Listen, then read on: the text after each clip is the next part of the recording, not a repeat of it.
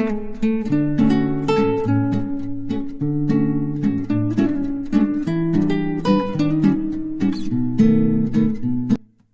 Everyone, আমি দেবলীনা প্রবাসে আমার ছোট্ট রান্নাঘরে তোমাদের আরও একবার স্বাগত জানাই। প্রতিবারের মতো আজকেও আমি আরেকটা নতুন রেসিপি নিয়ে চলে এসেছি তোমাদের সঙ্গে শেয়ার করে নেব বলে। তো আজকে আমি যে রেসিপিটি বানাবো সেটা রুটি, লুচি, পরোটা সবের সঙ্গে খেতে খুব ভালো লাগে আর খুব তাড়াতাড়ির মধ্যে তৈরিও করে নেওয়া যায়। তাহলে চলো রান্নাটা শুরু করে ফেলি। প্রথমেই দেখো, একটা ফ্রাইং প্যানে আমি 3 চামচ অলিভ অয়েল নিয়েছি। তোমরা চাইলে এই রান্নাটা সর্ষের তেলেও করতে পারো। আর এখানে নিয়ে নিয়েছি দেখো একটা শুকনো লঙ্কা আমি মাঝখান দিয়ে ফাটিয়ে নিয়েছি, আর নিয়েছি অল্প একটু হিং, আর 1 চা চামচের মতো নিয়েছি 5 ফোড়ন। এবার সবগুলো হালকা করে একটু ভেজে নেব।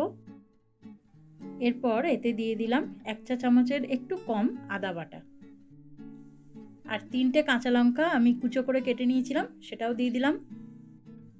এরপর আদা আর কাঁচা লঙ্কাটাও ভালোভাবে ভেজে নেব।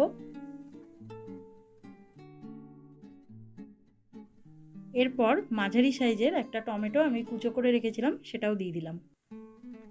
এবার টমেটোটাও ভালো করে ভেজে নেব।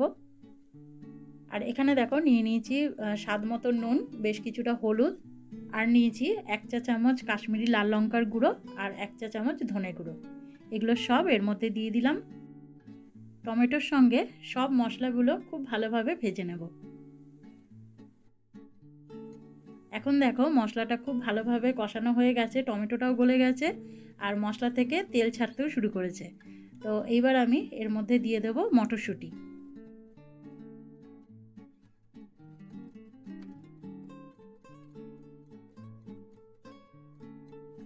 আর এখানে 3টে বড় সাইজের আলু খোসা ছাড়িয়ে মাঝখান দিয়ে কেটে সেদ্ধ করে নিয়েছিলাম।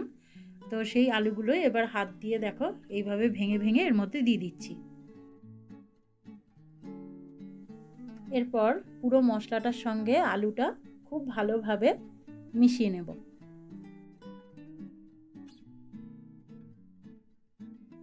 এরপর এতে দিয়ে দিলাম সামান্য পরিমাণে জল।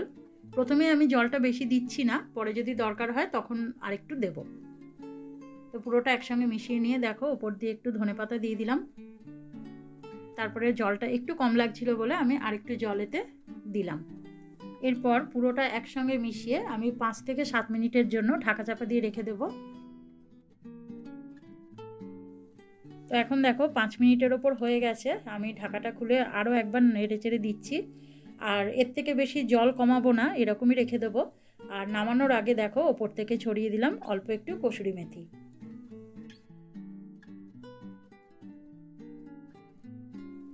তো তৈরি হয়ে গেল আজকের রেসিপি। এবার একটা জায়গায় আমি সার্ভ করে নিচ্ছি। তোমরা যে কোনো নিরামিষ দিনে এই রেসিপিটি তৈরি করে নিতে পারো, খুব কম সময়ের মধ্যে হয়ে যায় আর বেশি মশলার দরকারও পড়ে না, খেতেও দুর্দান্ত হয়। তাহলে আজকের এই রেসিপিটি তোমাদের কেমন লাগলো আমাকে কিন্তু অবশ্যই কমেন্ট করে জানিও, আর ভালো লাগলে একটা লাইক করে দিও। তোমরা যারা আমার চ্যানেলে আজকে নতুন এসেছো আমার চ্যানেলটিকে সাবস্ক্রাইব করে আমার পাশে থেকো। তাহলে চলো তোমাদের সঙ্গে আবার দেখা হবে নতুন আরেকটা রেসিপি নিয়ে খুব তাড়াতাড়ি। তোমরা সবাই ভালো থেকো, সুস্থ থেকো, সাবধানে থেকো।